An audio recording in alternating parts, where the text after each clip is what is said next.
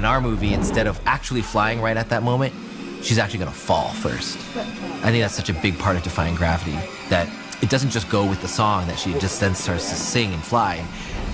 She thinks she's ready. She makes a choice, she goes, and then she falls, and we fall with her.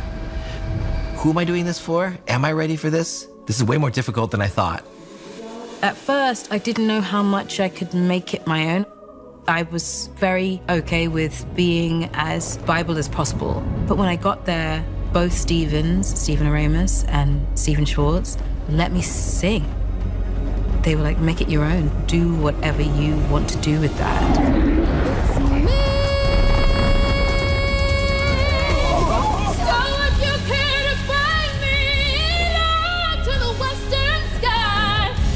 Someone told me that everyone deserves a chance to fly. There's just something really thrilling about hearing our version now, and that being sort of like cemented for me when I've been singing the other version, Adina's version, for years. And to know that the connection is there is really special. Yeah. Soon I'll match them in arena.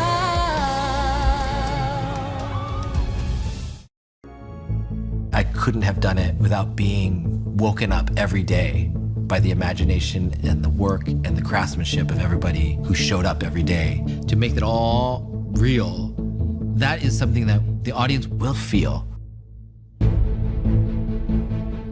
We knew that we wanted Oz to be immersive. What is the fantastical place of Oz? Like, how do you convince an audience that it's real and familiar?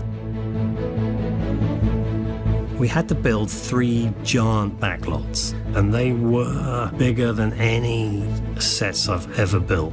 And I've built a lot of really big sets.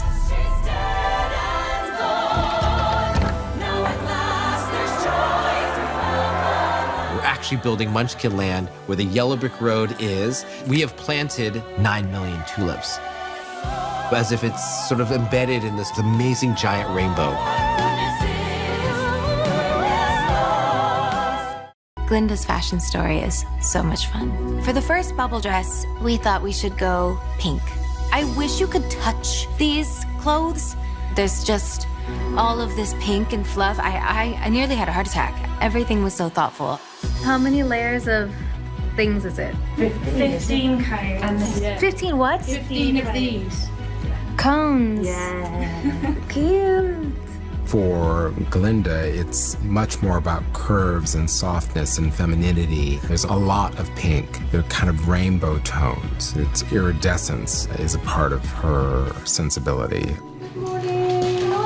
Glinda's makeup kind of made me transform my entire look. There's no like thick eyeliner. It's just like really warm and open. And that one wig, Mark Platt was like, that's Glinda. There she is. And turn. And cut. Cut that. Ladies and gentlemen, that is a wrap.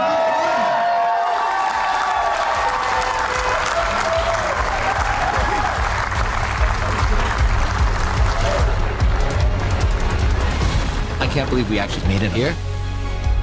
We've been working really hard for the past many, many months, and for some of us years, some of us decades.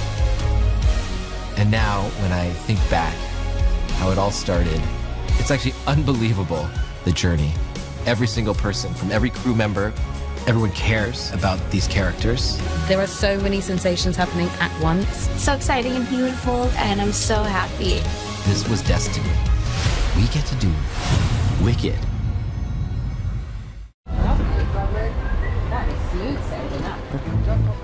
That is Shiz University, and it's the most out-of-this-world set I've ever seen in my entire life. It's incredible.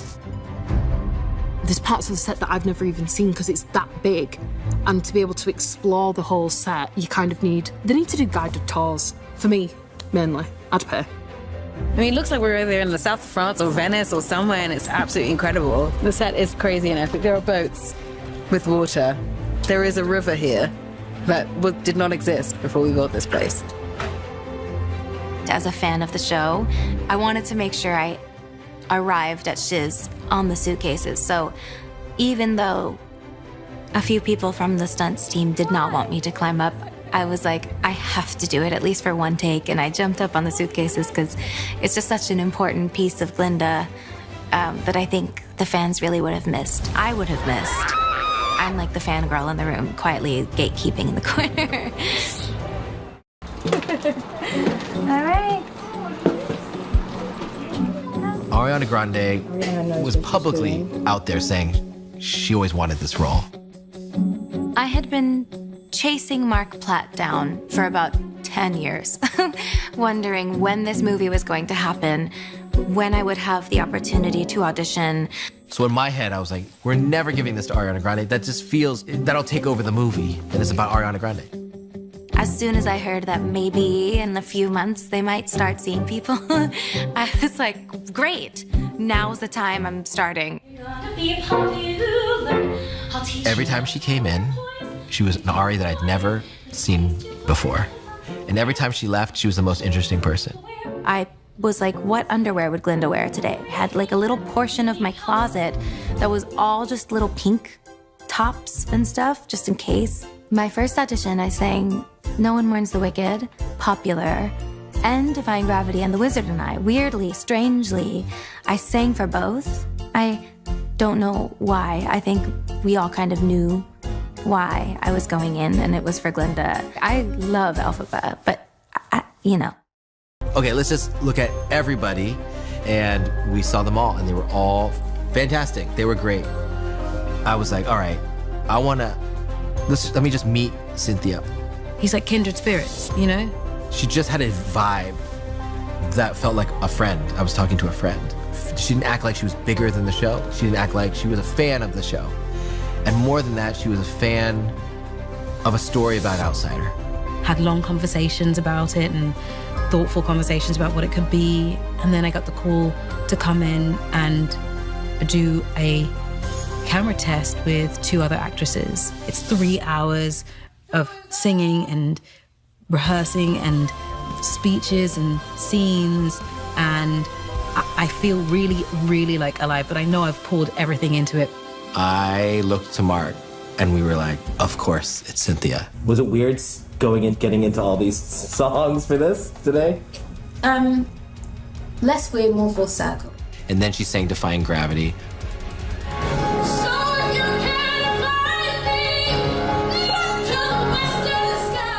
Blew the roof off. We were just stunned.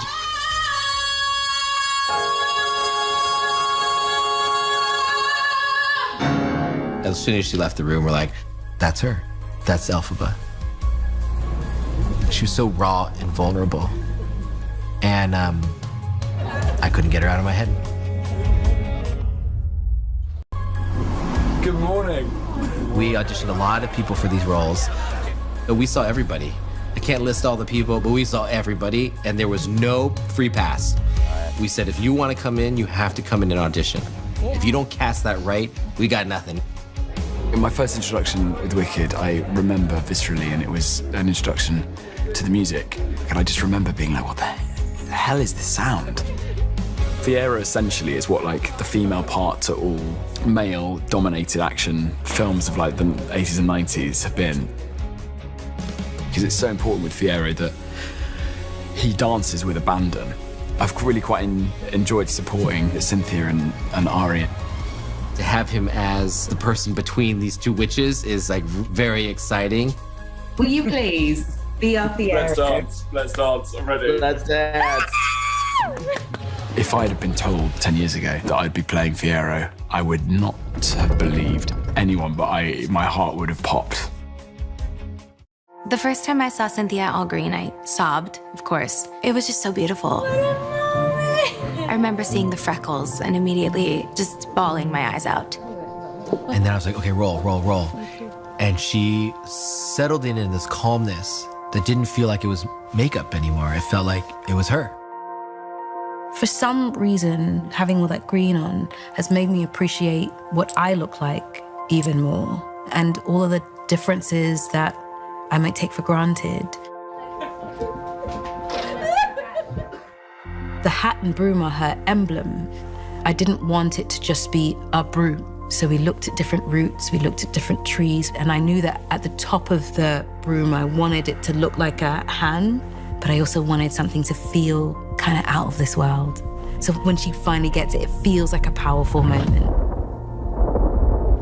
The hat that she's gifted by Glinda, she actually gives it to Elphaba as a joke. Elphaba finds power in the joke of it, but then she also identifies with it. The hat needed to feel as alive as the energy that Elphaba gets from it.